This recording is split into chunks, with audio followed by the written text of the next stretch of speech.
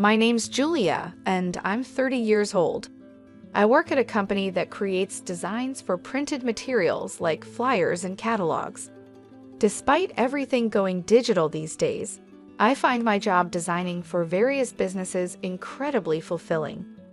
Whenever clients tell me they loved how a design turned out, especially for something like a Christmas event, it really makes my day. You could say this job is my passion, and there was a time I thought it might just be me and my career for life. One day, while I was mulling over this idea, my dad had to be rushed to the hospital because his appendix was acting up. That's where I met James, the kind doctor who greeted me. At that time, he was just another face in the hospital, asking if I was there to visit someone. Little did I know, James would become a huge part of my life, first as my boyfriend and now my fiancé.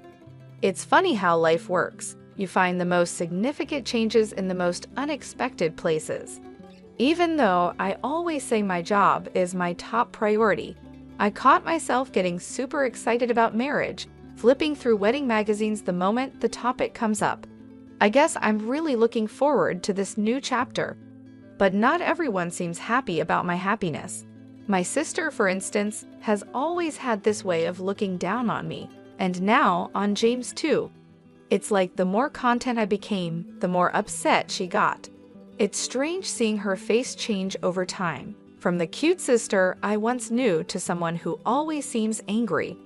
Her attitude made me incredibly frustrated, pushing my patience beyond its limits. This whole situation makes me wonder why people who only know how to belittle others often end up with such bitterness etched on their faces.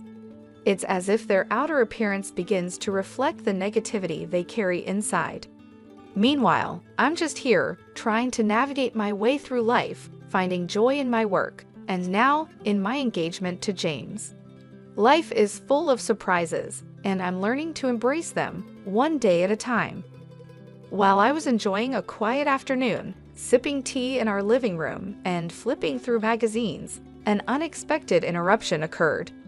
My sister, Emily, who is 3 years my junior, snatched the magazine right out of my hands.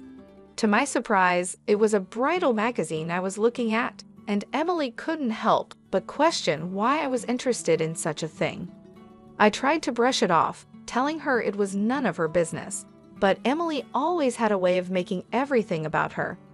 Emily has always been quite upfront, especially about her dating life, proudly stating she's never been single. She launched into stories about her current boyfriend, even though no one asked. It's been the same ever since we were kids. Emily, with her charming looks, was everyone's favorite. She grew up spoiled, constantly affirmed by our parents and everyone else, which made her believe she was the center of the universe.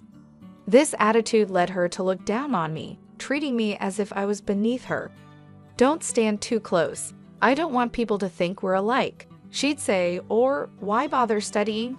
It's not like you'll get better grades." Her arrogance knew no bounds, constantly flaunting her popularity and assuming I was envious. Even when our parents tried to correct her behavior, it was as if Emily's arrogance was set in stone. She never missed a chance to belittle me, a routine that became the backdrop of our relationship. But one day, I'd had enough. As she went on about her latest boyfriend, I calmly revealed that I, too, had someone in my life. In fact, we were engaged and planning our wedding, which is why I was looking at bridal magazines. Emily was taken aback, skepticism written all over her face. She mocked, doubting anyone could truly appreciate me. But when she questioned what my fiancé could possibly see in me, I confidently responded that he was drawn to my optimism and cheerfulness. Her disbelief only grew, suggesting he must see me more as a caretaker than a partner. Yet, despite her harsh words, I knew the truth of my worth and the genuine love my fiancé and I shared, something Emily's cynicism couldn't tarnish. In my determination to maintain my career post-marriage, I hope to convey to my fiancé that being the perfect housewife wasn't in my plans. This revelation led to an exaggerated response from my sister, Emily, who seemed shocked at the idea of me working after getting married. "Are you marrying someone without money?" she quipped, implying that my future husband must be struggling financially for me to continue working. Her insinuation irritated me, but I clarified that money wasn't the issue. My fiancé James was a doctor with a stable income. I simply wanted to pursue my career. My sister fell silent after my comeback, muttering something under her breath as I walked away, feeling a mix of annoyance and satisfaction. The next step in our marriage preparation was introducing James to my family. The atmosphere was warm and welcoming until Emily made her appearance, dramatically altering the vibe. She complimented James on his looks, canceling her plans to meet him, despite my hope she'd be absent. My history with Emily made me anxious. She had a track record of luring away my boyfriends during our school days. Though we were now adults, and I hadn't dated much since then, her sudden interest in James brought back old fears. However, I tried to convince myself that Emily had grown up and wouldn't attempt anything with my fiancé. Despite my hopes, seeing Emily and James interact, with what appeared to be a blush from James, filled me with dread. And then, my worst nightmare unfolded.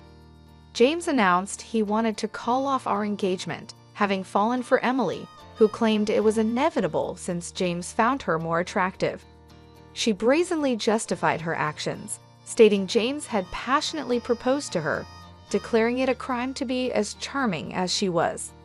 Next to her, James, my now ex-fiancé, laughed off the situation, expressing regret for not realizing sooner how cute my sister was.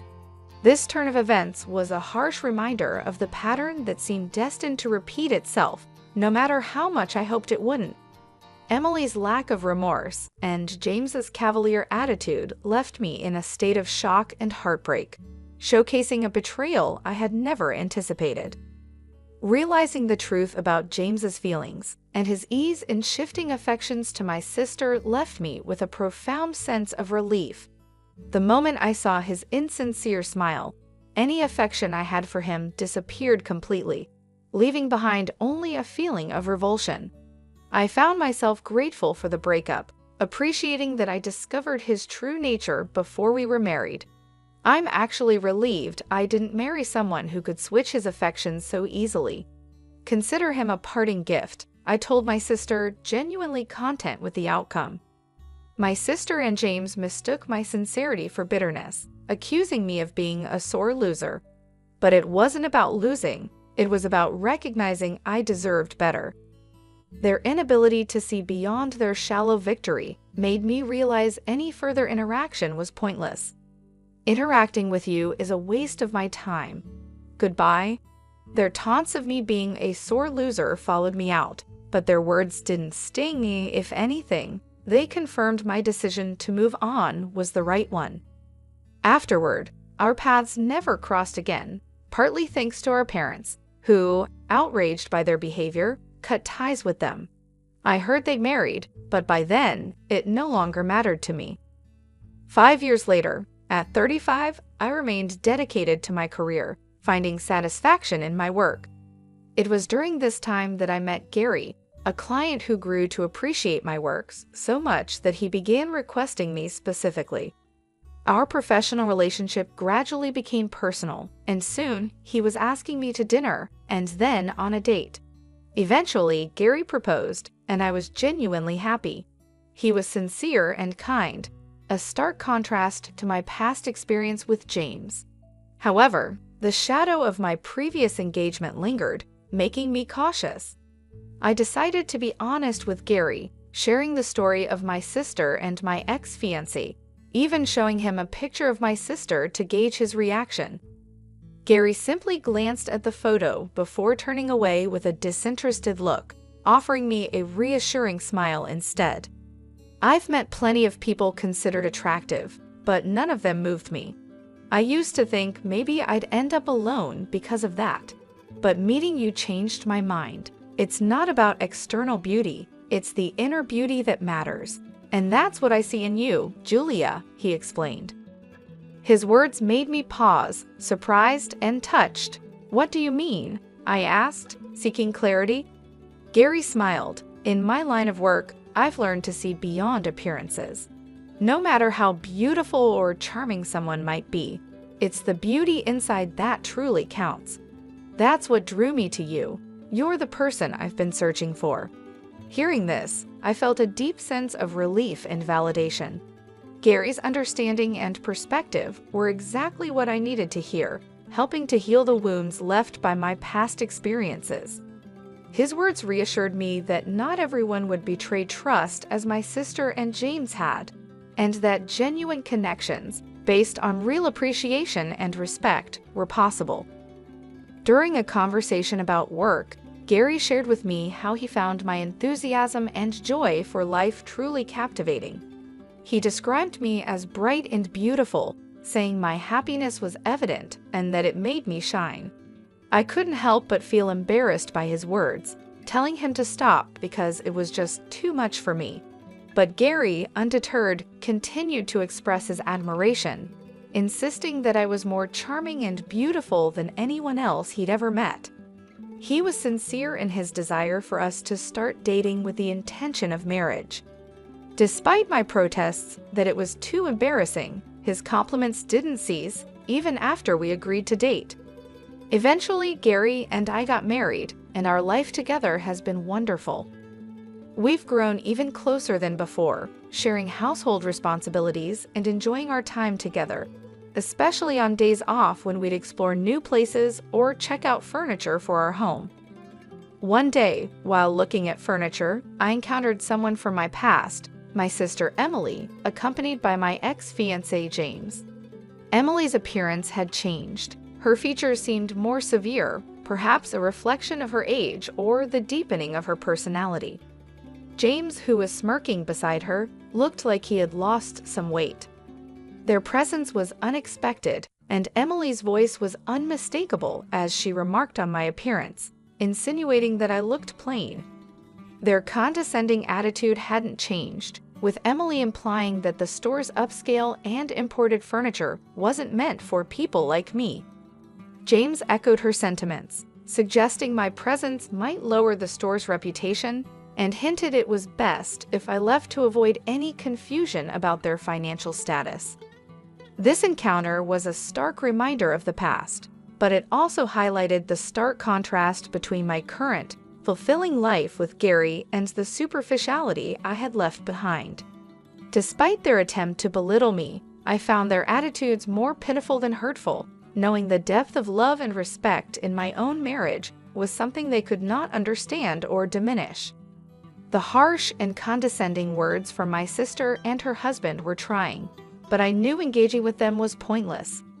Their loud critiques about my supposed financial status began drawing unwanted attention from others in the store. Frustrated and ready to leave, I tried to pull my husband, Gary, away, but he stood firm, catching the notice of my sister and her husband for the first time. "Who's this?" my sister demanded, surprised to learn that Gary was my husband. Her reaction was a mix of shock and mockery, questioning why he would marry someone plain like me, and jokingly asking if he was in need of a maid. She bragged about her comfortable life, dining out frequently and hiring housekeeping, implying that Gary and I were less fortunate for needing to work. My sister's patronizing tone and her extension of her sentences in a particularly annoying manner only fueled my frustration. She gloated over stealing my previous fiancé, suggesting Gary and I were doomed to a life of hardship and mocking us for being a perfect match in her eyes. The insults towards me were bearable, but the moment she disparaged my husband, my patience snapped. I was ready to confront her, but Gary calmly stepped in front of me, introducing himself as my husband. Despite their dismissive reaction to his name, Gary remained polite and even offered his business card to James. This gesture seemed to momentarily pause the conversation as James glanced at the card, but my sister's attitude remained unchanged, continuing to belittle me as if it were a truth universally acknowledged. In this moment, Gary's composure and the dignified way he handled the situation made me realize the stark contrast between the shallow, materialistic values my sister held and the genuine, respectful love and partnership I shared with Gary. His calmness in the face of their provocation underscored the strength and depth of our relationship, highlighting that true value lies not in outward appearances or material wealth, but in character and integrity.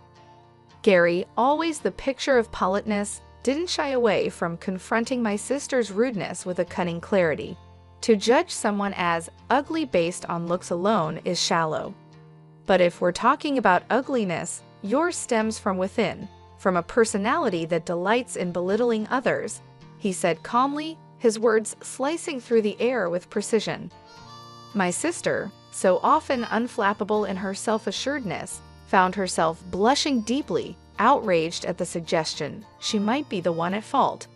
Ugly? Me? How so? She sputtered, genuinely thrown off by the accusation. A truly beautiful person doesn't feel the need to overshadow or harm their sibling. Could it be that your actions towards Julia stem from jealousy, from a desire to surpass someone you actually admire? Gary proposed, unsettling her further.